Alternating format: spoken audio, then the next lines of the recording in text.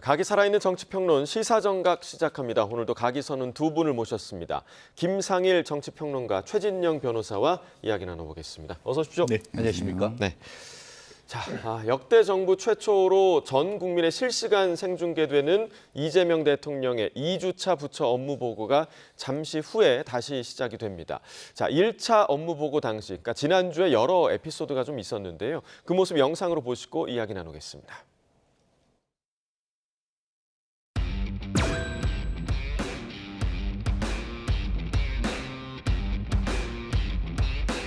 수만 달러를 가지고 나간다. 유해 물질을 주로 검색을 하고 있습니다. 칼이라든지. 참 말이 기십니다. 가능하냐 안 하냐 묻는데. 그런데 그 얘기를 하면은 정치적으로 비난받을 것 같으니까 그냥 애매모호하게 다 하는 것처럼 얘기하고 있는 그런 상태 아니에요? 무슨 환빠 논쟁이죠. 환빠 논쟁이죠. 올바르된 국가역사관을 확립하고 수립하고 연구하고 있는지에 대한 질문 중에 하나였다. 콩. 또 뭐 있어요? 사료. 밀은 아니고요. 신영장 답변드리겠습니다. 네. 콩은 그 체유용으로 100만 톤 수입되고요. 콩기름 짜는 거. 그 외에 뭐 예를 들면 두부로 만들고 하잖아요. 식용은 난지용입니다. 국정 운영의 본질을 훼손하는 심각한 행태, 공직사회 전반에 불필요한 긴장과 위축을 초래하고 동의를 구하고 이런 과정이 어떻게 보면 수기 과정이고요. 하나의 좋은 리더십의 본보기라고 생각합니다.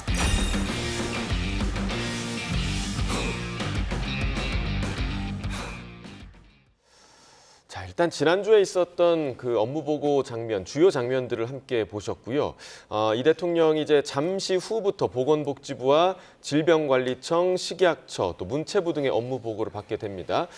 조금 전에 시작했던 국무회의에서 이 대통령이 이 업무 보고와 관련한 이야기를 하기도 했는데요. 그 내용도 잠깐 이어서 들어보겠습니다.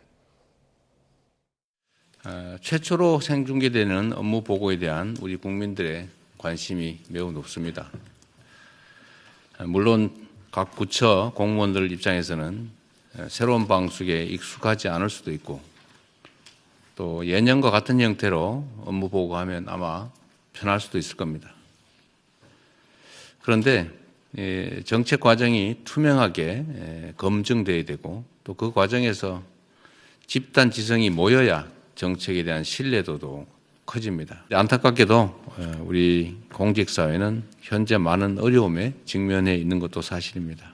그럼에도 현장에서 성실하게 또 충직하게 제 역할을 다하는 공직자들이 있기 때문에 대한민국이 오늘처럼 발전할 수 있었습니다. 공직자들의 특별한 헌신과 성과에 대한 특별한 보상을 하겠습니다. 각 부처에서는 탁월한 성과를 내는 공무원들에게 그에 걸맞는 파격적인 포상이 이루어질 수 있도록 후속 조치들을 신속하게 추진하시기 바랍니다.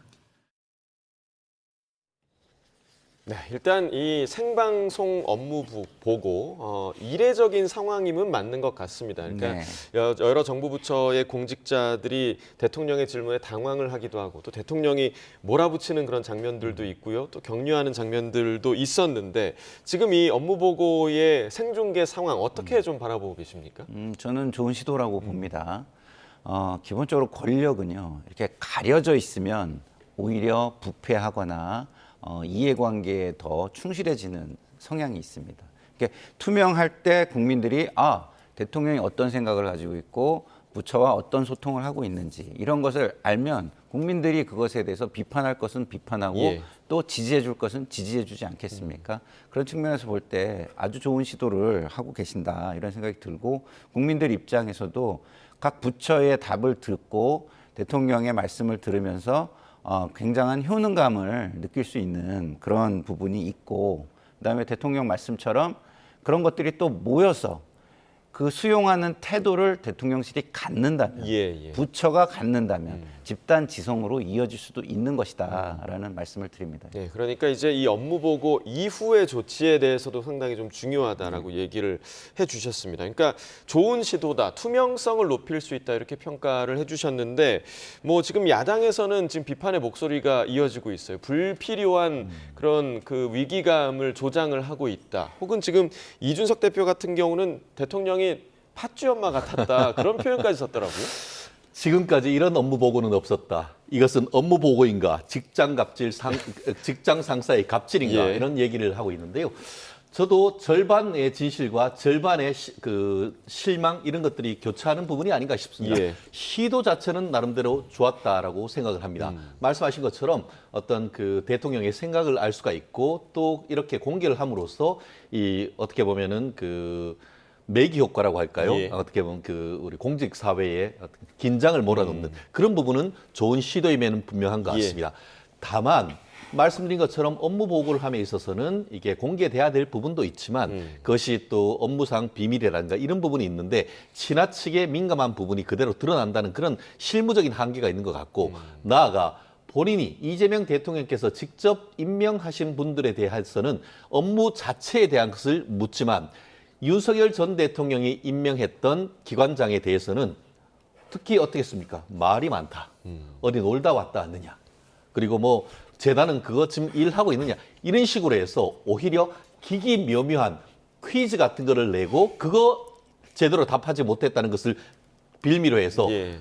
그것에 대해서 당신 임기가 얼마 남았어. 이렇게 한다고 하면은 그게 진정한 업무 보고입니까? 아니면은 이준석 지금 대표가 의원이 얘기하는 것처럼 의붓 아들, 의붓 딸에 대해서 의붓 엄마가 그거에 대해서 대놓고 갈구는 예. 이런 내용인가? 많은 국민들은 오히려 제대로 된 취지는 좋지만 그것을 기회를 이용을 해서 오남용하고 있는 부분에 대해서 굉장히 큰 질책이 있는 부분 아니겠습니까?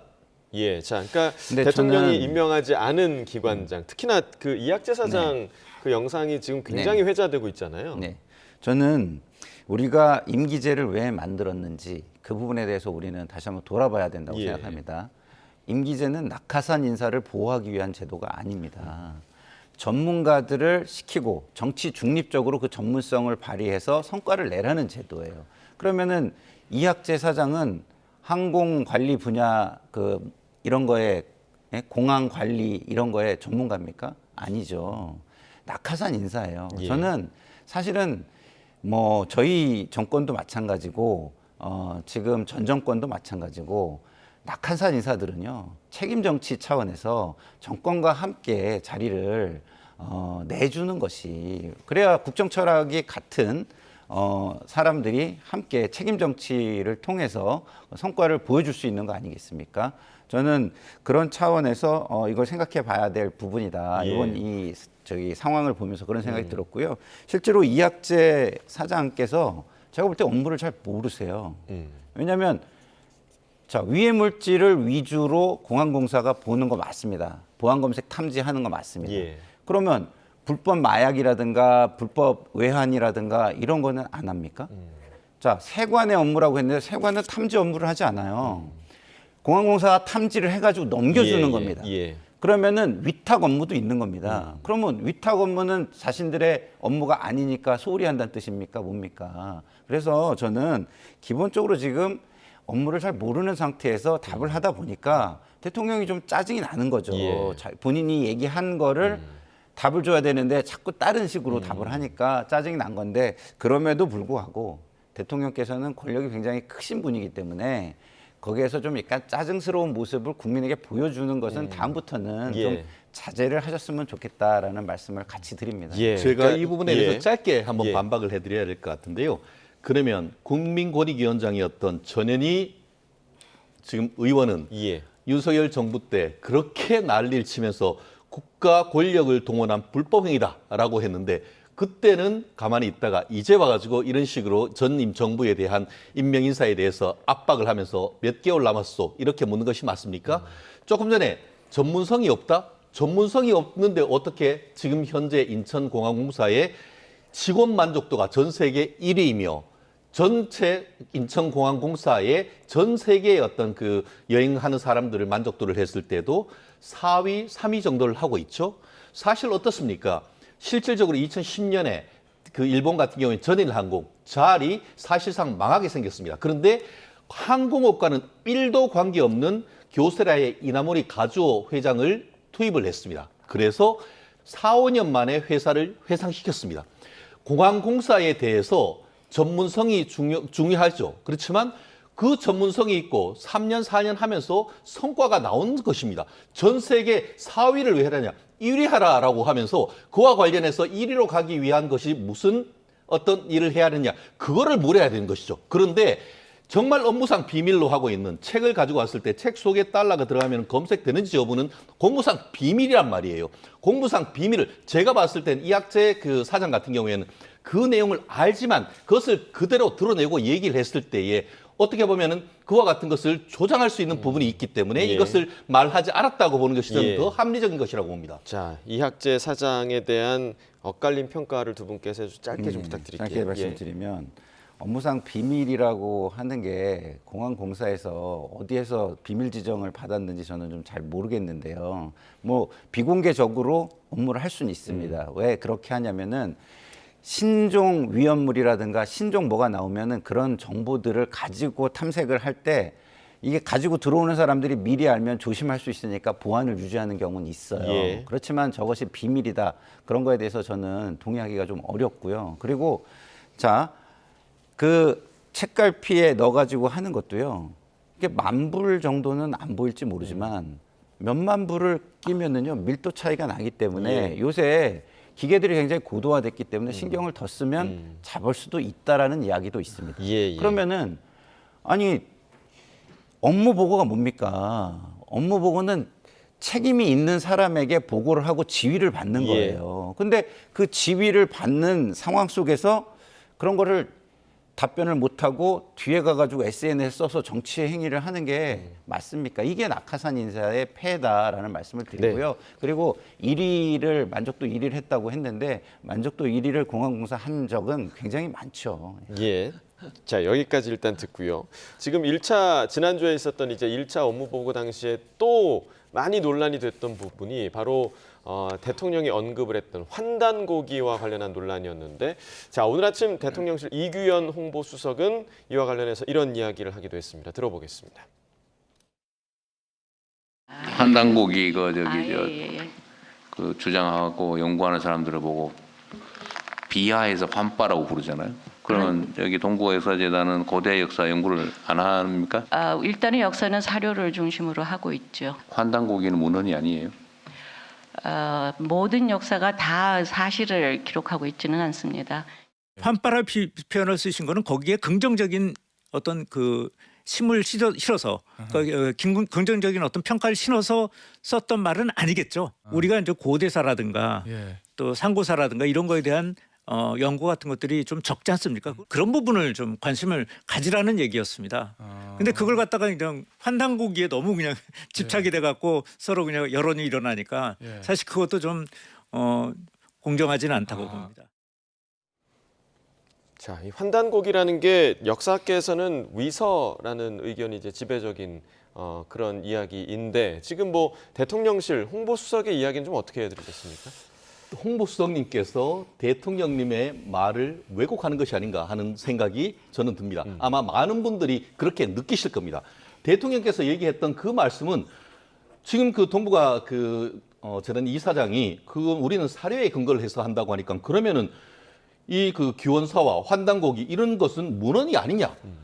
이건 문헌이고 이것을 연구하라라는 지시잖아요. 그리고 그것에 대해서 우리가 그 제야 사학자와 관련해서 같이 뭘 했었는데 결과가 좋지 않았습니다라고 하니까 그 재단은 지금 뭐 합니까? 라고 대놓고 얘기했다는 것은 적어도 이재명 대통령이 그 상황에서 했던 인식과 이런 부분은 규원사와 지금 뭐 규원사가도 비슷한 거죠. 결국 이런 환단고기 자체가 정사에 가깝고 과거에 있는 것을 그거를 연구하라는 지시 그 이상 그 이하고 어떻게 얘기합니까? 나중에 이것이 더 문제가 되니까 이제 어떻게든 그 홍보수석이라든가 대변인을 통해서 주워 담으려고 하는데 말은 이미 퍼져버린 것이죠.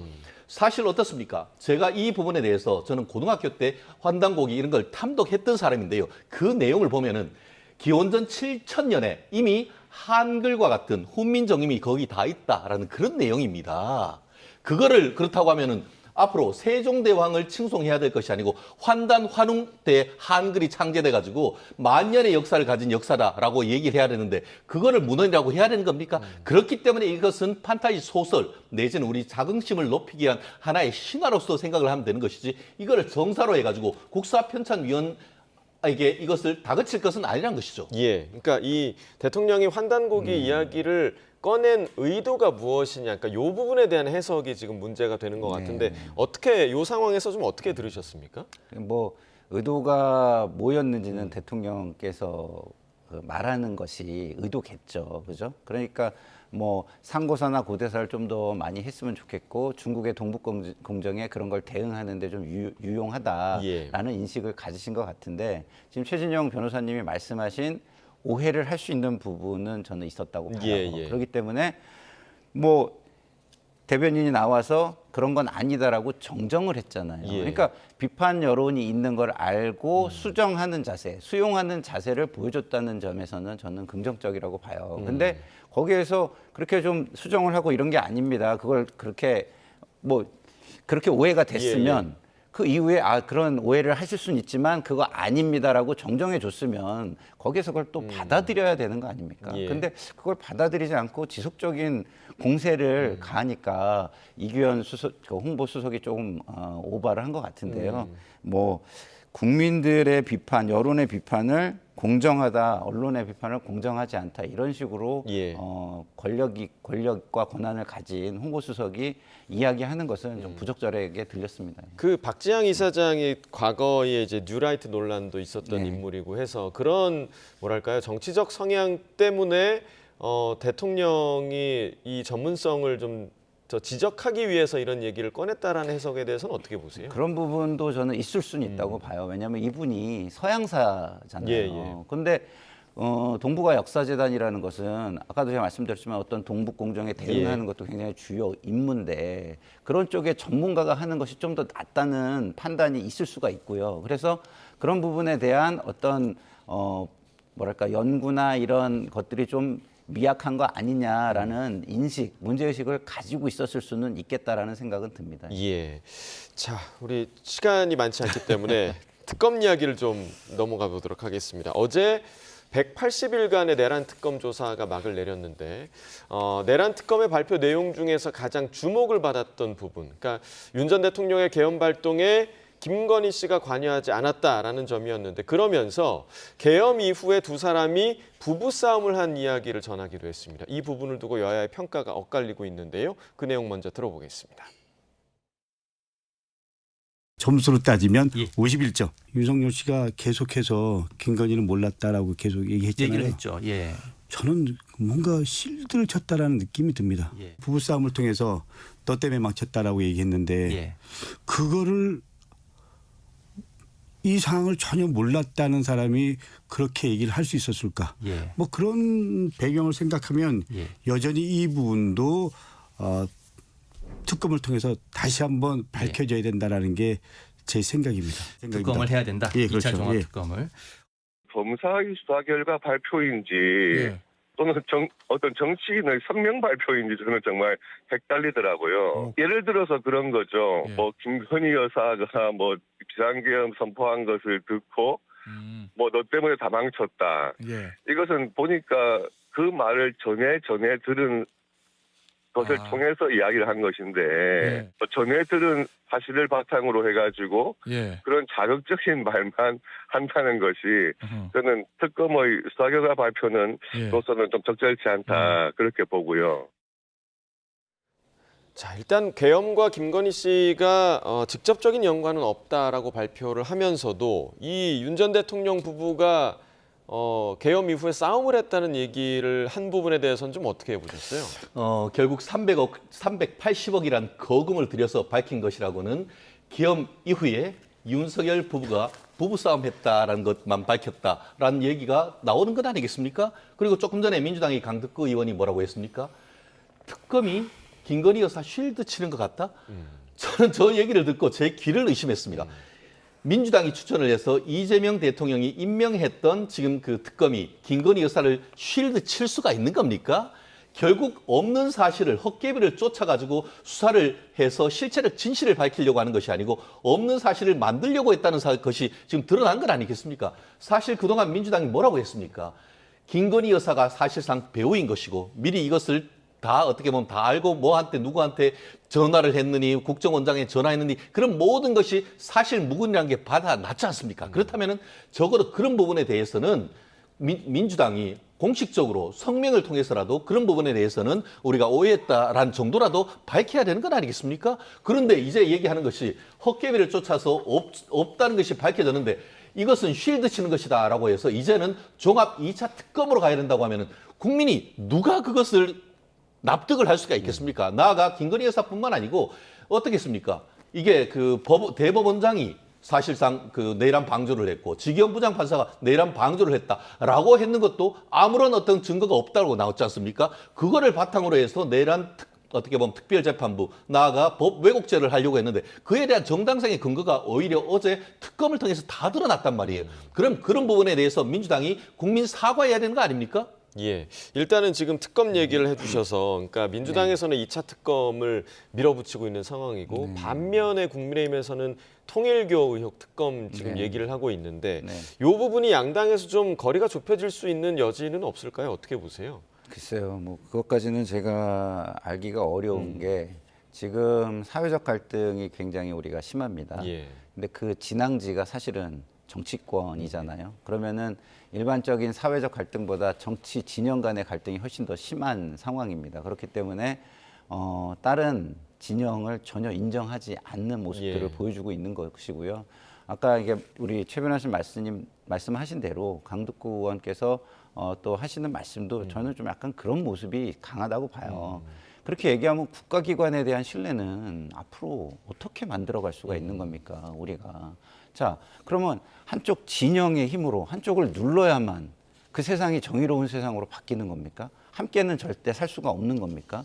그런 것들을 하지 말라고 근대 국가를 만든 거고 국가 시스템에 의해서 모든 것을 해결하는 것입니다. 이 사적 보복이나 사적 문제 해결을 하지 말라는 거예요. 근데 지금 하는 모습들을 보면 내가 사적으로 만족할 때까지 사적으로 문제를 해결할 거야.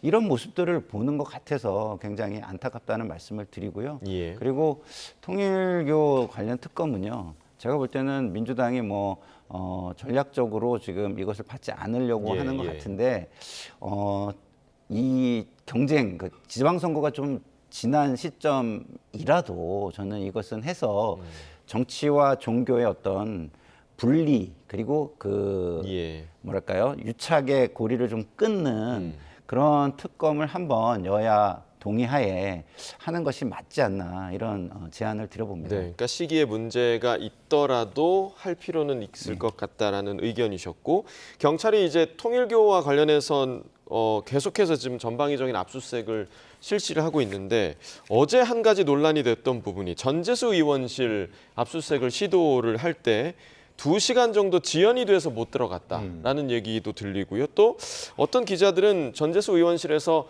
파쇄기가 돌아가는 소리를 들었다. 이런 내용도 좀 전해지더라고요. 그렇습니다. 압수수색 같은 경우에는 전격성과 밀행성이 키워드죠. 뭔가 이제 간다라고 하면 원래 그렇지 않습니까? 오늘 단속하러 나간다라는 정보가 세면은 사실 술 먹던 사람도 다 따로 도망가 버린 건 아니겠습니까? 똑같은 거 아니겠습니까? 실질적으로 지금 9시 반에 가서 11시까지 거의 2시간 20분 정도를 들어가지 못하고 그 사이에 안에서 이른바 갈아버리는 이게 슈레딩 머신이 돌아가는 소리가 들렸다는 건 아니겠습니까? 그렇다고 하면은 못하려고 압수수색하는 것이죠.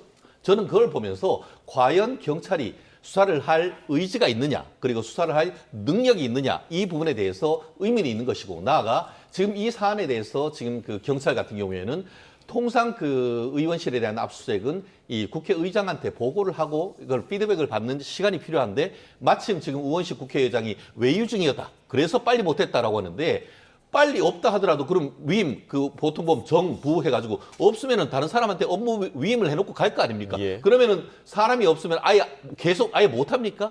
그렇다는 점에서 과연 경찰이 제대로 수사를 할 의지가 있는지에 대해서 물어야 되는 것이고 실제 그때의 어떤 압수수색했는 과정에서 뭔가 폐기된 부분이 있다고 하면은 단순한 이 부분과 관련된 뇌물 내지 정치자금법 위반뿐만 아니고 관련되는 사람들에 대한 증거인멸 내지 증거인멸 교사 이 부분에 대한 것도 추가적으로 조사할 필요성이 있다고 봅니다. 예. 근데 이게 통상적이면 우리 최 변호사님의 말씀에서도 뭐 상당 부분 동의를 해드릴 텐데요. 이게 통상적인 게 아니에요. 국회입니다. 우리가 상권이 서로 자제하는 게 굉장히 필요하거든요. 행정부가 예를 들어서 공권력을 가지고 있다고 해서 사법부라든가 국회를 마구마구 뒤지면 그거는요.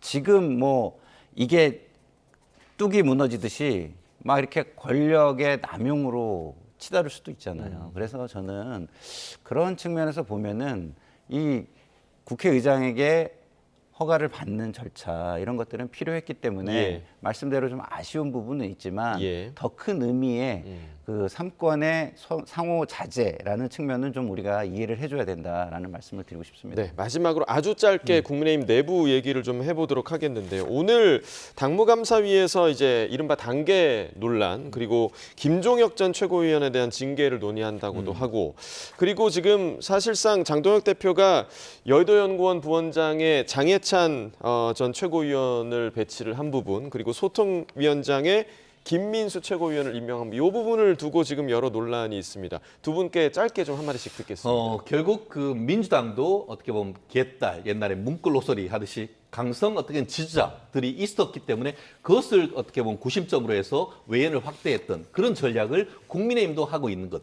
사실 지난 그 비상계엄을 하면서 적지 않은 국민의힘 지지자들도 이게 많이 탈당을 했습니다. 그런데 최근에 들어가지고 특히 이제 그 장동혁 대표가 들어온 이후에 많은 권리 당원들이 들어오면서 100만 명을 넘는 그런 상황이 있는 것 같습니다. 그러다 보니까 적어도 올해까지는 당원 민주주의를 지향을 하면서 최대한 어떤 당원들의 의지를 대표할 수 있는 그런 분들에 대한 인사가 있는 것이고 당원 게시판 논란도 마찬가지인 겁니다. 사실 한동훈 전 대표 같은 경우에도 사실 권력의 2인자였지 않습니까? 그때 어떻게 보면 당원 게시판에 익명으로 그렇게 썼으면은 그게 문제가 되면 그에 대해서는 사과하고 넘어갔으면 됐습니다. 그런데 끝까지 미루다가 지금 터지는 것인데 언젠가는 이 부분을 계속 미룰 수는 없는 거기 때문에 지금 이 부분이 불거진 것뿐이기 때문에 예. 그것은 독립된 그 어떻게 보면 내부적인 감찰위원회에서 하면 되는 것이고 그 결과에 따라 책임을 지고 그에 따라서 사과를 하면은 언젠가는 또 한동훈 대표도 컴백할 수 있는 시간이 있는 겁니다. 무조건 그거를 누른다고 될 일은 저는 아니라고 봅니다. 예.